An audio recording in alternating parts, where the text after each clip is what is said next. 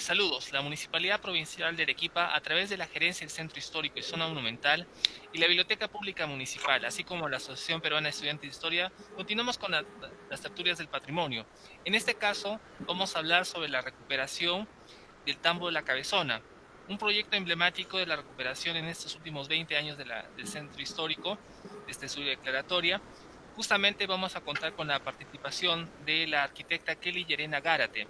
Ella es arquitecta que ha tenido más de 15 años de experiencia en trabajos de gestión del patrimonio. Actualmente es docente en la Universidad de San Martín de Porres, filial de Arequipa, así como también ella participaba en varios proyectos de restauración cuando trabajó en la Gerencia de Centro Histórico y Zona Monumental, pero también en el ejercicio privado, donde tiene una trayectoria importante. Doctor Mario Rommel, lo dejo con la arquitecta Kelly Llerena. Adelante. Muchas gracias, Gonzalo Gómez Sanabria. Bienvenida, arquitecta Kelly Llerena Gárate. Nos complace mucho contar con su presencia el día de hoy para llevar a cabo esta tertulia sobre el patrimonio de Arequipa dedicada a la recuperación del Tambo La Cabezona. ¿Cómo le va? Muy buenas tardes, doctor Rommel. Muy buenas tardes, Gonzalo. Primeramente, agradecerles por la invitación para conversar un poco de este tema que resulta tan agradable para mí como experiencia profesional y personal, y que espero sea de agrado y de ampliación de conocimientos del público en general de lo que tenemos aquí en el corazón del centro histórico. Es bien.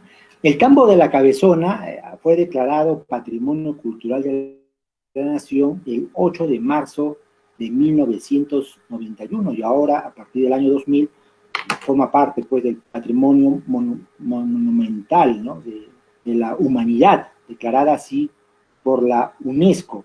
Me gustaría preguntarle, para comenzar esta tertulia, ¿cómo así se involucra usted en este proyecto de restauración?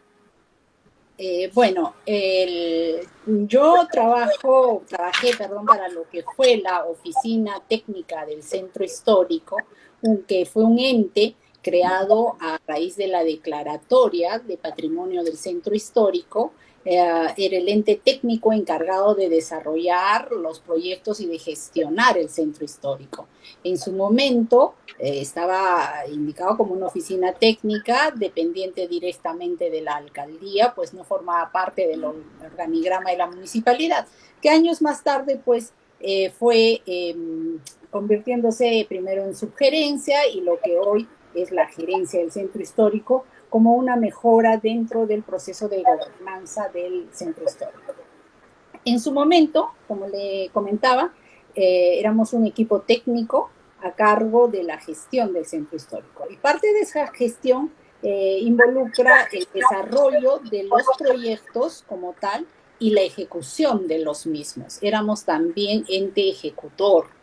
Entonces, en su debido momento, se elaboró este proyecto por un equipo de arquitectos de la oficina. La oficina siempre trabajó de manera muy coordinada entre todos los profesionales que estábamos aquí, y esto es materia o es respuesta a un plan de trabajo que se empezó a ejecutar desde la declaratoria de patrimonio del centro histórico.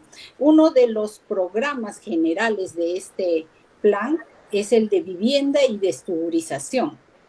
Tuvo como una primera intervención, como un primer proyecto piloto, el Tambo del Bronce, que es un tambo de menor magnitud y que, como todos los demás tambos de la calle Puente Bolognesi, pues tenían serios problemas. A raíz de los buenos resultados... Efectivamente, claro. Si me lo permite, arquitecta... Dígame. Sí. Si me lo permite, por favor, me gustaría preguntarle a propósito de lo que usted viene diciendo, ¿no? Acerca de cómo se involucra en este proyecto de recuperación del Tambo La Cabezona, que el Tambo La Cabezona, a raíz de los terremotos de 1958 y 1960, y luego el año 2001, había sufrido pues un impacto negativo en el edificio propiamente dicho, ¿no? En las estructuras del tambo, y por esa razón, ¿no? Es que seguramente a partir del año 2000, sobre todo como usted lo está haciendo mención, en que Arequipa fue declarada Patrimonio Cultural de la Humanidad por la UNESCO, hay un interés, ¿no?, de parte de la Municipalidad Provincial de Arequipa por recuperar estos edificios que tienen valor monumental. ¿Es así? Así es, está en lo correcto. Además que materia del análisis de estos tambos, se tiene que el daño que sufrieron no fue únicamente por los sucesivos sismos, que obviamente hubieron unos de mayor intensidad como los que usted mencionó, pero también están los sucesivos sismos de menor intensidad que siempre nos vienen acompañando y que de manera acumulativa van generando impacto en las estructuras de los monumentos.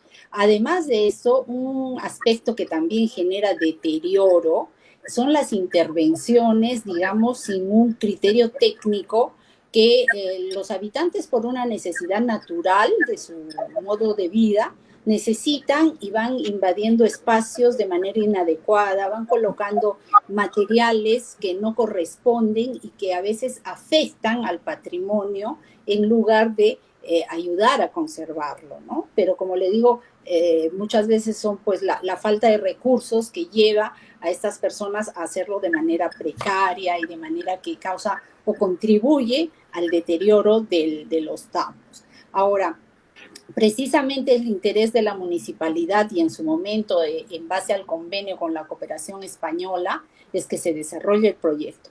Inicialmente, como le digo, participé en el equipo de proyecto, de elaboración de proyecto, porque es la primera etapa, es analizar, levantar toda la información de campo para diagnosticar el estado situacional y poder plantear un proyecto adecuado para su recuperación.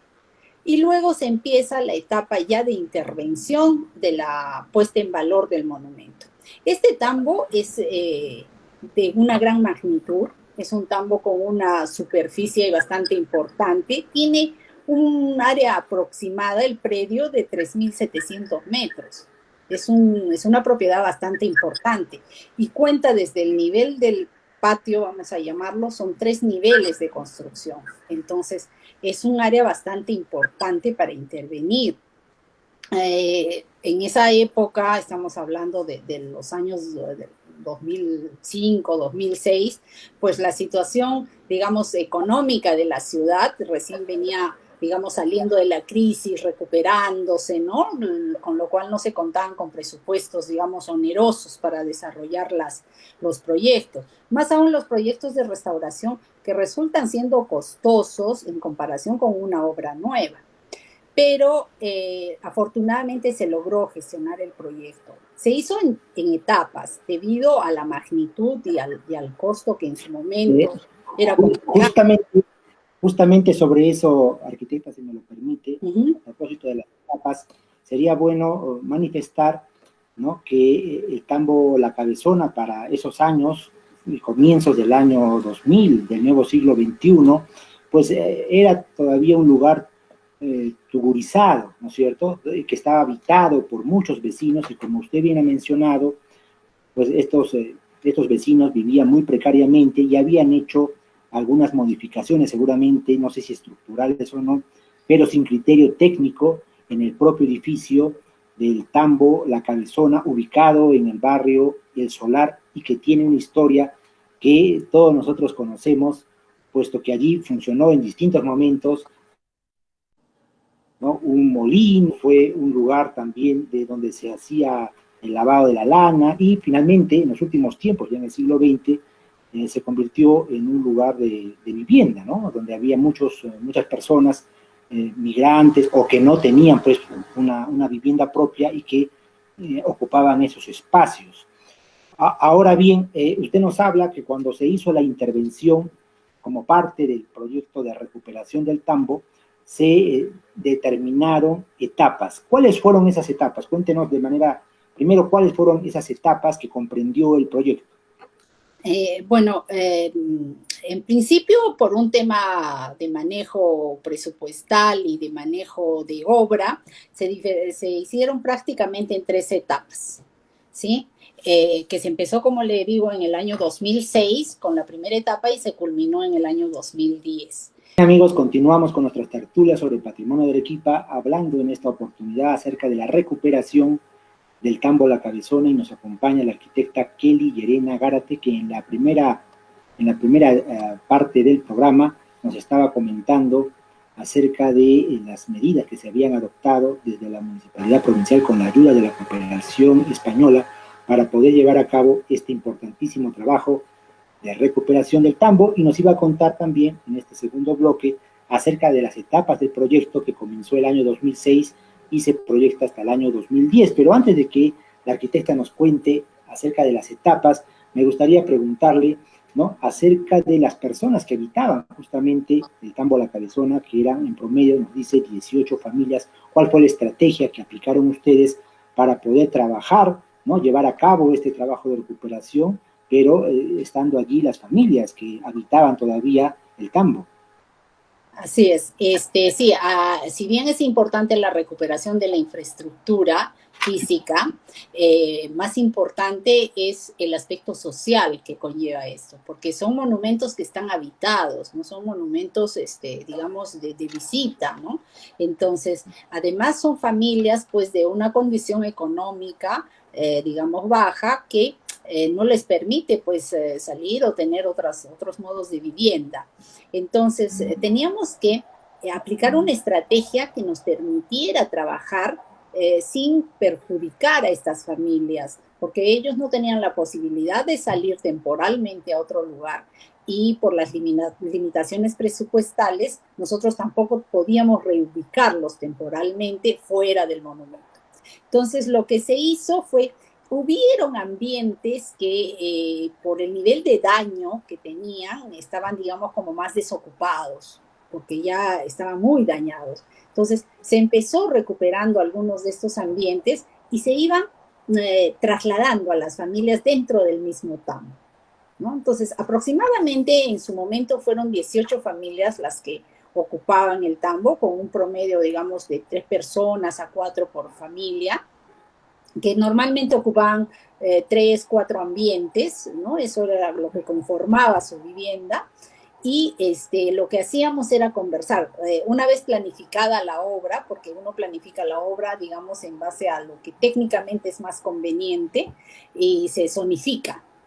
Entonces, si íbamos a atacar una zona, conversábamos con las personas que vivían en este sector y los reubicábamos temporalmente en otro sector, o hacíamos que, digamos, si ocupaban 4 habitaciones, se incomodaran un poquito y ocuparan 2 habitaciones mientras arreglábamos las otras 2 y se iban cambiando, ¿no? Entonces, dentro del mismo tambo íbamos moviendo a la gente dentro de las zonas, digamos, que ofrecían mejores condiciones mientras se hacían los trabajos, y una vez hechos, retornaban a sus viviendas, digamos. Debo mencionar rápidamente que la mayor parte de las personas que vivían en el tambo eran personas muy mayores, personas por encima de los 80 años. Entonces, si bien habían familias también con niños y jóvenes, pero en su gran mayoría eran personas bastante mayores, a los que, como les digo, los reubicábamos para poder trabajar. Arquitecto, usted nos ha contado de que en promedio tenía la extensión del tambo La Cabezona por encima de los 3.000 metros cuadrados, ¿no? ¿Cuál es el número de ambientes que dispone el tambo La Cabezona, para saber un poco el nivel de intervención que hizo, ¿no?, la municipalidad con la cooperación española? ¿Cuántos ambientes dispone el tambo La Cabezona aproximadamente?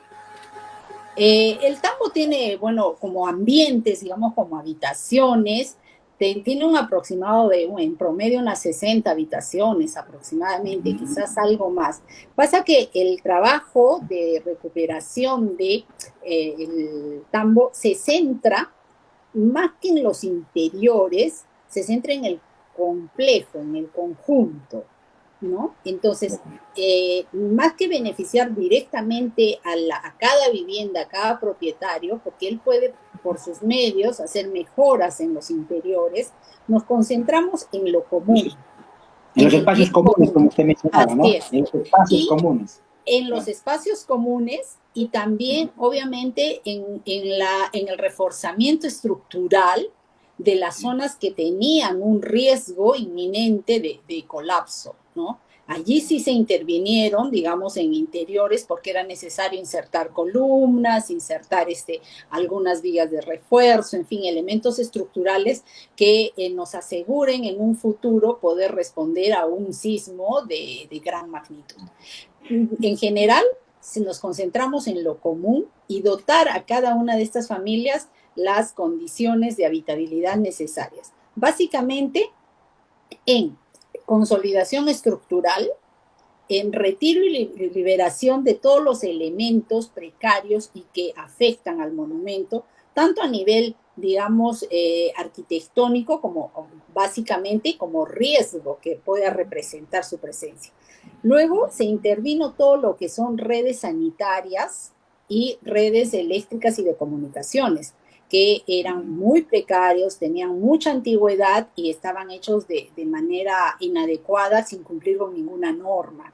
Entonces se dotó de un sistema sanitario nuevo, correctamente desarrollado, un sistema eléctrico y de comunicaciones todo subterráneo, que cuenta con sus bancos de medidores de acuerdo a norma, y entonces las familias tienen ya las condiciones de infraestructura para poder desarrollar una vida con seguridad, básicamente. Y con eso contribuimos a consolidar el monumento. Y a propósito, ¿esos vienen a ser justamente las etapas del proyecto? Así es. En realidad, digamos, hay un trabajo de infraestructura, que es de instalaciones sanitarias y eléctricas, que se trabaja pues debajo de la superficie, básicamente, porque todos son redes subterráneas, además de agua y desagüe, que siempre lo son, pero todas las redes eléctricas son subterráneas. Se trabaja el tema estructural como etapas primeras, porque son las que mayor urgen, darle estabilidad estructural al monumento. Esa, digamos, fue una primera etapa.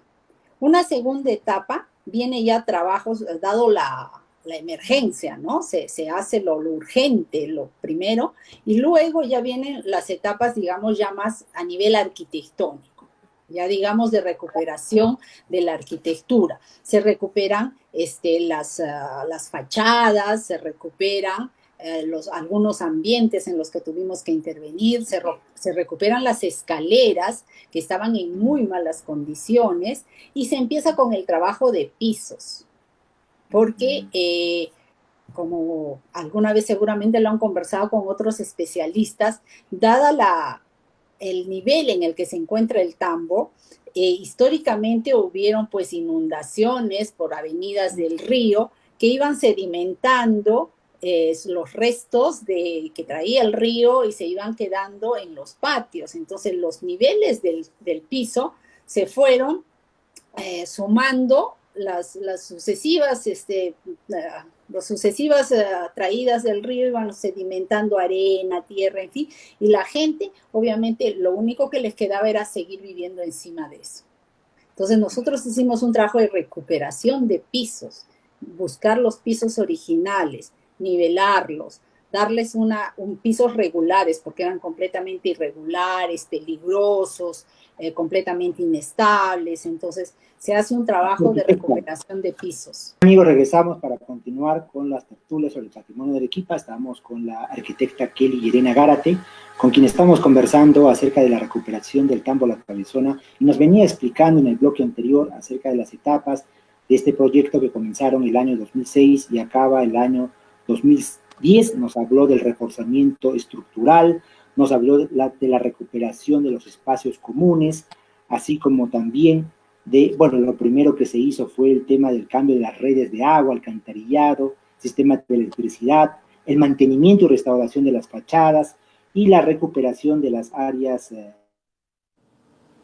se trabajó la iluminación también de los espacios comunes, ¿no? O sea, es un proyecto que fue en su momento pues bastante ambicioso, completo, y solo me gustaría preguntarle al respecto, arquitecta, ¿no? Evidentemente, cuando ustedes intervienen el tambo, pues llámese la infraestructura propiamente dicha, ¿no? Las fachadas, los interiores, ¿no? Los balcones, las bóvedas, todas ellas estaban muy deterioradas y ustedes lo que han hecho básicamente es un trabajo de restauración, de reforzamiento también, incluso para que pueda soportar, ¿no? Terremotos, sismos en nuestra ciudad, que es común, ¿no? Que Arequipa sea permanentemente asolada por este tipo de fenómenos. Así es, correcto. O sea, nosotros, bueno, las diferentes zonas tenían diferentes niveles de daño. Nos concentramos obviamente en aquellas que tuvieron mayor daño y definitivamente el tambo está preparado para afrontar movimientos sísmicos de importante magnitud, pues se ha logrado hacer un trabajo estructural importante. Y para redondear un poco el trabajo, como usted bien lo dijo, se hizo un trabajo muy completo y se incluyó todo el tratamiento de áreas verdes. Se hizo un trabajo para darle una mejor calidad ambiental a los espacios, ¿no? Entonces también se hizo un trabajo de áreas verdes que los vecinos cuidan con mucho cariño, tienen los jardines siempre bien arregladitos y eso es importante para la calidad de vida del poblador. Ahora le comento también que sí, pues tuvimos etapas, digamos, a veces un poco difíciles por falta de presupuesto, por algunas coyunturas especiales, no faltaron opositores al proyecto, personas que no podían ver el valor de lo que tenemos en casa, ¿no? Entonces, sí tuvimos algunos escollos por ahí, pero que afortunadamente hay gente que nos ayuda a salir de esto, ¿no? Tuvieron que vencer dificultades, pero sin duda ustedes como arquitectos, como profesionales, estaban convencidos, ¿no es cierto?, de que la recuperación de este tambo, que tiene mucho valor histórico para Arequipa, que es un patrimonio de la ciudad, merecía evidentemente esta recuperación, puesto que también significaba un atractivo turístico más dentro del centro histórico de la ciudad, ¿no es cierto?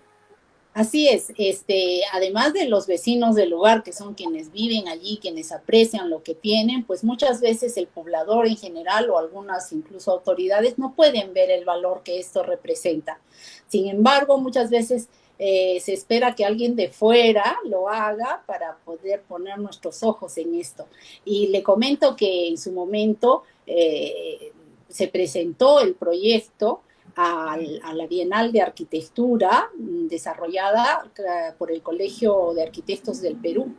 Y ese año nos presentamos con este proyecto en la categoría de rehabilitación de monumentos y se ganó el primer premio a nivel nacional y regional, con lo cual pues es un estímulo y también le da visibilidad al proyecto.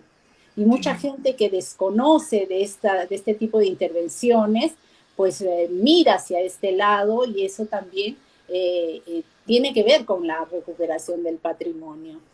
Y esta visibilización fue muy importante para trascender, ¿no? Así, habría que mencionar, arquitecta, justamente que este proyecto en el que usted participa, fue galardonado por el Colegio de Ingenieros, capítulo de arquitectos, perdón, del Colegio de Arquitectos, que sería el capítulo Arequipa, ¿no es cierto? Región Arequipa. Tanto a nivel regional, sí, recibió un primer premio, pero también a nivel nacional por el Colegio Nacional. En ambas instancias desarrollan, digamos, eventos paralelos y en ambos niveles se obtuvo el primer premio. Este reconocimiento fue otorgado por el Colegio de Arquitectos del Perú el año 2010 y justamente ese año pues se concluyen los trabajos de recuperación y también se lleva a cabo la ceremonia de inauguración que cuenta con la presencia de los príncipes de España. Si nos puede contar usted que formó parte del equipo, cuáles fueron las incidencias que siguieron a la inauguración de esta restauración del Tambo La Cabezona. Bueno, sí, eso fue muy importante para visibilizar el proyecto porque, bueno, los príncipes tienen, y hoy reyes, tienen agendas programadas con 2 años de anticipación o 3 años, y entonces tenían programada una visita al Perú, en general al Perú. Y obviamente siempre las visitas protocolares se dan en la capital con las autoridades, pero además siempre programan una visita a una provincia o a un departamento donde haya pues presencia de cooperación española, etcétera, ¿no? Entonces, usualmente suele ser pues la ciudad del Cusco la más visible a nivel internacional, pero en su momento el embajador que estaba desarrollando sus actividades en Perú hizo una visita y quiso mostrar alternativas a los príncipes de qué visitar en el Perú cuando vinieran de manera oficial. Y cuando hizo su visita el embajador aquí a la ciudad, o sea, él quedó encantado con el proyecto y dijo que no había que decidir más, que los príncipes tenían que venir a Arequipa y venir al Tambo. Ni siquiera era tanto por la ciudad, sino directamente al Tambo. En ese momento el Tambo estaba en un 98% terminado, pero estaba paralizado por un tema presupuestario. Faltaba muy, muy poco, pero se quedó parado a la espera de fondos. Entonces, por decisión del embajador, dijo que ellos cubrían los gastos para terminar, para culminar la obra al 100%, pero que estuviera listo para la visita de los príncipes y que fueran ellos quienes lo inauguraran. Por supuesto que encantados, recibimos los fondos, culminamos la obra, se entregó la obra a tiempo para la visita de los príncipes que vinieron exclusivamente a la ciudad para inaugurar el Tambo, lo cual hizo que el proyecto fuera visible no solo en la ciudad, sino a nivel mundial. Y esto, pues, nos llenó de satisfacción y orgullo como oficina y como ciudad, porque no solo se presenta el Tambo, sino se presenta todo el centro representando al país. Entonces, fue un tema muy interesante y fue algo que también produjo un impacto positivo, pues incluso así se introducen las visitas a los tambos en las diferentes visitas turísticas que programan los entes turísticos en la ciudad, ¿no? Claro, hoy en día el Tambo La Cabezona pues es un monumento histórico, patrimonio cultural de la nación, ¿no? Que es un atractivo turístico, como usted bien menciona, arquitecta, no solamente para las personas que vivimos en la ciudad de Arequipa, sino sobre todo para las que nos visitan, ¿no es cierto? Y que pueden conociendo el Tambo, saber cómo era, pues, qué funciones también ejerció el Tambo a lo largo del tiempo, ¿no? Porque allí cuando uno visita el Tambo, puede ver que no solamente vivieron familias, en alguna época hubo familias que habitaron ese lugar, sino también funcionó de molino, ¿no? De lavadero de lana, en fin, o sea, cumplió varias actividades a lo largo de los siglos en que existió este Tambo y que también se fue ampliando, ¿no? Se fue ampliando su construcción, sobre todo a fines y comienzos del siglo XX. Así es, y no solo nos muestra las diferentes, digamos, etapas o fases por las que pasó el Tambo y la ciudad en las diferentes épocas de la evolución de la ciudad, sino que nos muestra hoy la forma de vida de los habitantes de esta zona. O sea, ahora en todo el mundo el turismo vivencial es uno de los que más atrae a los turistas. El turista ya no quiere ver el monumento como monumento intocable, el turista quiere ver cómo vive la gente, cómo desarrolla la gente sus actividades. Y el Tambo es un monumento vivo, no es un monumento que abre de 9 a 7 con un ticket, lo mira y ya. Es un monumento vivo donde la gente está allí haciendo sus actividades. Además son personas que tienen ciertas tradiciones. Ahora en el mes de junio ellos desarrollan las fiestas de las cruces, que son muy interesantes y que son parte de nuestro patrimonio inmaterial que debemos también.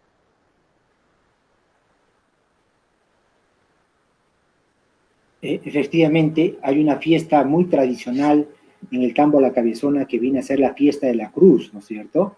De modo que este patrimonio material también resulta siendo inmaterial por los múltiples recuerdos, la memoria histórica que está presente entre las personas que vivieron en ese lugar y las que la siguen viendo hoy en día como un espacio vivo y no solamente una infraestructura que ha sido afortunadamente recuperada para contribuir a fortalecer la imagen de Arequipa hacia el mundo. Muchas gracias, arquitecta, por habernos acompañado el día de hoy en esta interesante tertulia dedicada a la recuperación del campo de la Cabezona. A ustedes, amigos, muchas gracias como siempre por acompañarnos, agradecer a la Asociación Peruana de Estudiantes de Historia por su apoyo en la difusión de estos programas. Muchas gracias. Muchas gracias a ustedes por invitarme y espero tener una próxima oportunidad para seguir conversando.